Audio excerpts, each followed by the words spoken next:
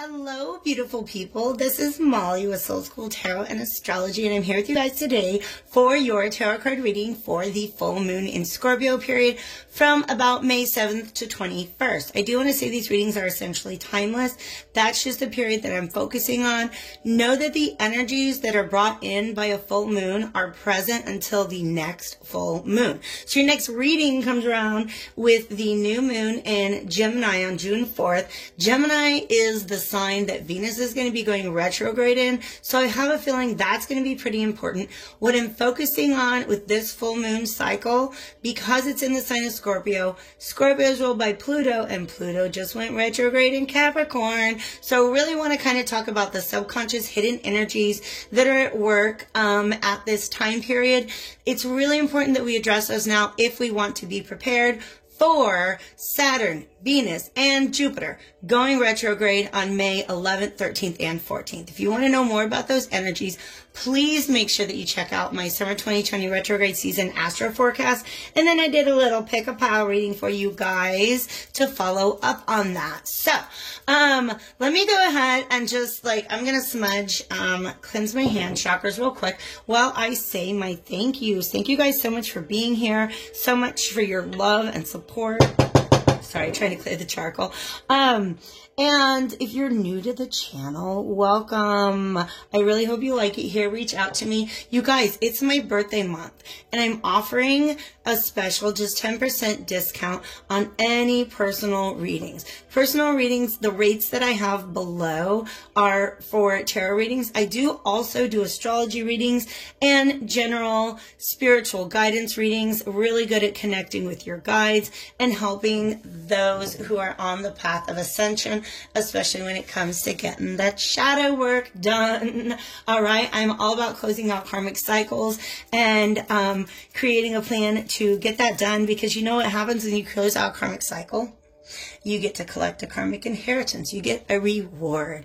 And so that's the opportunity that all these retrogrades are bringing us. The retrograde season isn't going to wrap up until this fall, but these summer energies are going to be very potent. So let's get into our reading for Pisces. And you know the sign because it's in the title below. If it's Virgo, I'm going to freak out. It's not, because I think Essence tiny. It's Aries. Wow. That is an interesting energy. Now, the reason I said I'll freak out if it's Virgo is because every other sign, my other two readings that I've done, have been polar opposite signs. Pisces and Aries are really interesting because it's the end and the beginning of a cycle. Okay, so it's the last sign in the zodiac and it's the first sign in the zodiac. I don't know why Spirit wants me to tell you these are the two houses on either side of your ascendant. So look at your ascendant. I don't know if you guys can do transit astrology, if you know how to see if any planets are contacting your ascendant right now. That is a message that's coming from Spirit. If you need somebody who can help you figure out what is going on with your ascendant right now, that's me. Hit me up below. All right. Hit me up at the information below, I should say. This is a general and collective reading for my sun, moon, and rising signs in Pisces and Aries. Make sure that you do check out your other planetary placements or any significant planetary energy that you've got, or sign energy. For instance, I'm not a Virgo. I'm not Virgo sun, moon, or rising, but I have so much Virgo energy in my chart that often those messages will apply to me. So just know yourself. Know your chart. Hit me up if you want to get to know it a little bit better. But all of those rates are 10% off because it's my birthday month and I want to celebrate with you guys. All right? So let's get into this. Divine spirits of love and light, archangels, ancestors, allies, and guides. Thank you so much. Both, by the way, mine and those of the collective. All right? I'm calling in your spirit guides at this time for the messages that they would like to deliver to you. It's a collective reading, so take the message that applies to you, leave the rest. If we get into a relationship, which I have a feeling we will, then the roles may be reversed. So just kind of figure out which energy is you and take the message as it resonates. Oftentimes, This is important right now. For some of you guys, the tarot, like if you're cross-watching, if you're watching for somebody who is a Capricorn or is an Aries, the message might actually be for you. All right? Just letting you know, Spirit wants to like add that little preface on. All right? Wow, there's some major energies about to come out of here, you guys. We have the Wheel of Fortune. We have Judgment card picking out from underneath here. So this is the Alchemical Visions Tarot. It is a very, how do I say, what's the word that I want? Visually, we got the World. Visually loaded deck, and then I'm going to follow up with the Inversion Tarot, which is more of a minimalist deck, okay? So they work well together. But like I said, I'm starting off with 3 cards to take a peek at the hidden underlying subconscious energies that are at work in whatever you're going through right now. So thank you, Divine Spirits of Love and Light, Archangels, Ancestors, Allies, and Guides, both mine and those of the collective. Thank you for a clear and concise message today. Usually I take the cards that fly out. This deck is way too big to make that happen. So I just shuffle them so they let me know that they've got 3 cards together to, is that them? No. To deliver your message. Thanks for your patience. Thanks for being here. Oops. All right.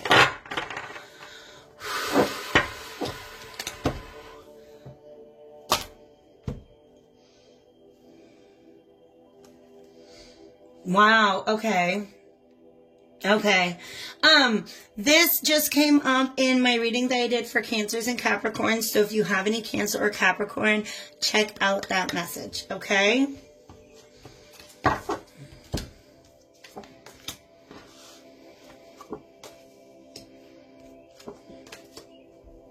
Wow, you guys, I love this. Look at all of this duality. Okay, you guys, you have a decision to make, and it is going to require you to tap in to your intuition, all right? Don't rush. Be wary of erratic energy at this time, anything that is trying to rush you, because you're trying to make a decision and you're really trying to consider all of the facts. I feel like you have an open mind about the situation, but you really are trying to tune out external influences and just listen to what is going on inside. All right, let me take a sip of water real quick and we'll go on to this it-looking homie on this 2 of coins right now. I almost don't want to pick up this card. I don't like it. Where's the red balloon? Let me show you the card in a second. You'll see what I mean.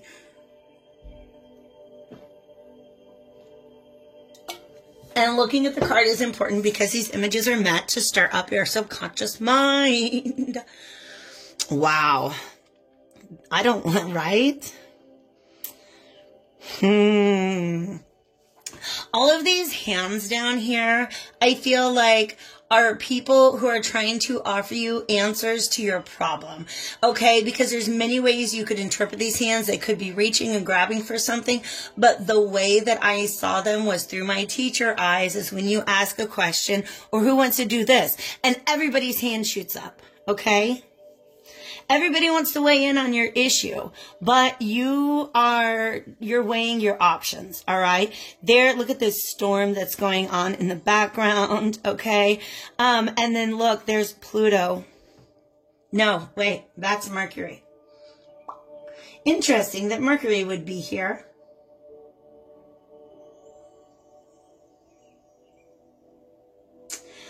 Because it is an earth sign. So it's Mercury probably in an earth sign. Where is my... Alright, you guys, I got this little book where I keep track of certain things, and I just need to look something up real quick. The 2 of Pentacles is... interesting. 2 of Pentacles is actually Jupiter in Capricorn. Jupiter is currently in Capricorn. That's just a fun fact, all right? So there is this balance. I feel like the decision that you have to make is somewhere between responsibility and freedom. And there's a lot of emotions behind this, a lot of emotions behind this, all right? They were talking to me about these symbols up here, and I didn't know what they wanted me to know about the symbols, but it just came through. You guys know I always got music playing in the background here, right? A lot of what I listen to is specifically for sound healing, all right? Yes, darlings, thank you. And they just played the C note for me. I believe it's the C note that is associated with the heart chakra. Okay? Wait, I'll put some music on for you guys. Okay, I don't know if you guys can hear the music in the background, but I switched it up. I'm just going to do a quick side on solfeggio frequencies, okay? Sound healing is a concept that has been around since like the most ancient times. The Egyptians had it down. It's probably a lot to do with how the pyramids got built, but I'm not going to go there right now, okay? Sound healing is just the use of different notes and vibrations to affect the body and the energetic body in different ways, okay? So there's a note which is attuned to the heart chakra, and that's what they want me to talk about because there's this great big green. Right now, oh shit. Okay, you guys, let me slow down. These colors are very important. Please follow with me if you can, all right? All of these colors are relating to chakras. These, different suggestions that you have are coming from maybe conversations with people, maybe these different solutions to your problem, whatever your problem is, okay? You're trying to decide how to solve a problem. You've got these solutions that are coming from the upper chakras, all right? So they're coming from your throat, maybe conversations that you're having with people. They're coming from your third eye. So what you're observing in the world, because you got the high priestess, so you know your third eye is on point, okay? And then they're coming from the crown chakra, so your connection with the divine. Here's the thing. You yourself are grounded in a lot of lower chakra energies, okay? This is where the ego is located, in these lower chakra energies, all right? Are you about to give your power away to a situation in order to maintain security or an image of responsibility? Is the question that Spirit wants me to ask right now, because they want you to get in tune with your heart. Your heart is at the center of all of this. These lower chakras, the root, the sacral, the solar plexus, that's what's associated with these red, yellow, orange colors. All right. Those are those are the chakras where feelings like, fear, shame, insecurity, blocked emotion, all of those things are grounded, right? Whereas your authentic self, you can access by accessing these upper chakras, all right? So you're really trying to listen to your higher self. There's a lot of emotion going on. It's being recommended that you look into sound science, okay? Try to find your heart center, all right? Here's what's beautiful. This green, this heart center is going to create a channel for information, all right, for some sort of message or realization to come through. I don't feel like this is coming from the outer world. I feel like this is a new thought that you are able to generate once you're able to open up your heart chakra and listen to it. Because that's the thing, is this high priestess takes reason, she takes emotion, she takes intuition. And that's how she's able to attract and manifest and receive. That's how she knows the truth. Okay. Remember how I talked about sound science being something that the Egyptians had mastered? She's in this almost Egyptian temple, all right? Here's what's amazing. And we've got this green. We've got, again, these beautiful colors that are associated with the heart and the lower chakras here. So the high priestess has a mastery of those lower chakras. She doesn't have fears. She doesn't have insecurity. She doesn't have shame, because she has knowing. She has knowing. All right. your heart chakra is the gateway from those lower energies to the higher energies. So your heart chakra is very, very, very important in trying to unlock that at this time. That's what's going to help your idea evolve, if you will. All right?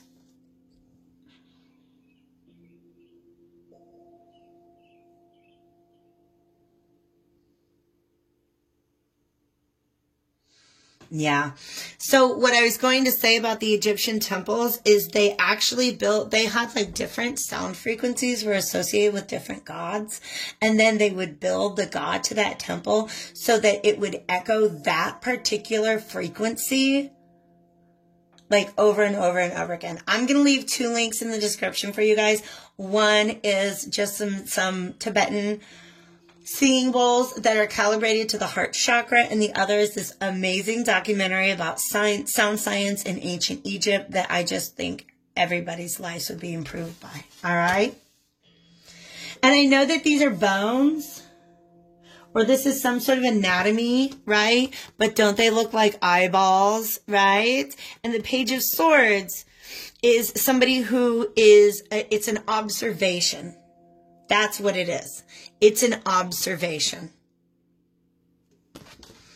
Tune into your heart chakra and you will make an observation that will help to guide your intuition. All right?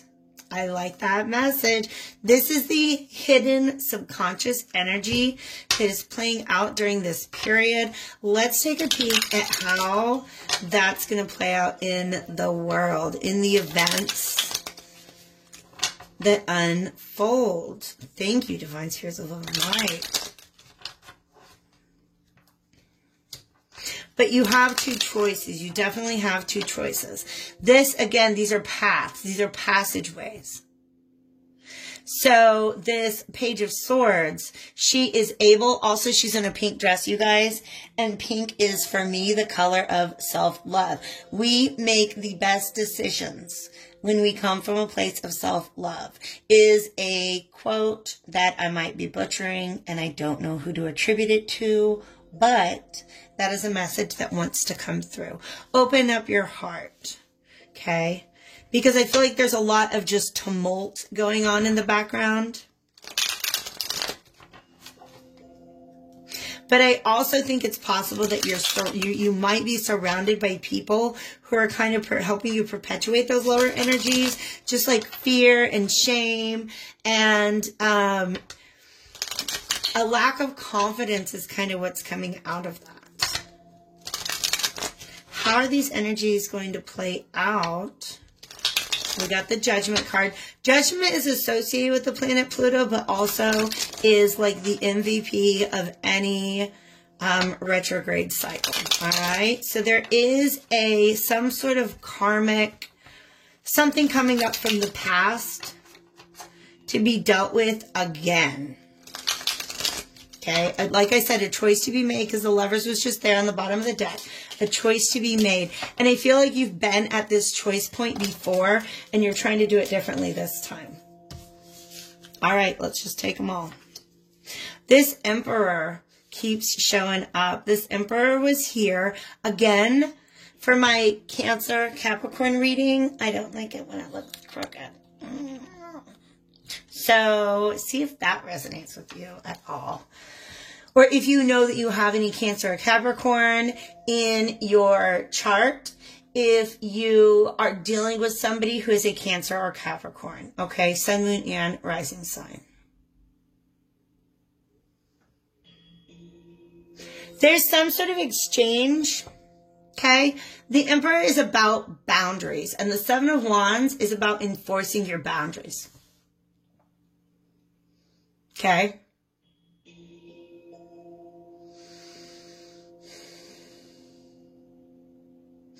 These pentacles here make me feel like part of the decision that you have to make has to do with what somebody else is willing to contribute as all, because you know exactly what your boundaries are. The Emperor has his territory and he defends the boundaries. The Empress grows everything that's inside, but the Emperor is the one that draws the lines and says, no, this is not allowed and that is not allowed.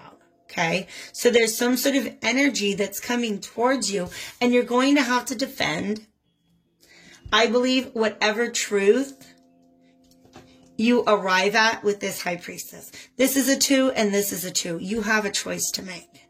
Okay?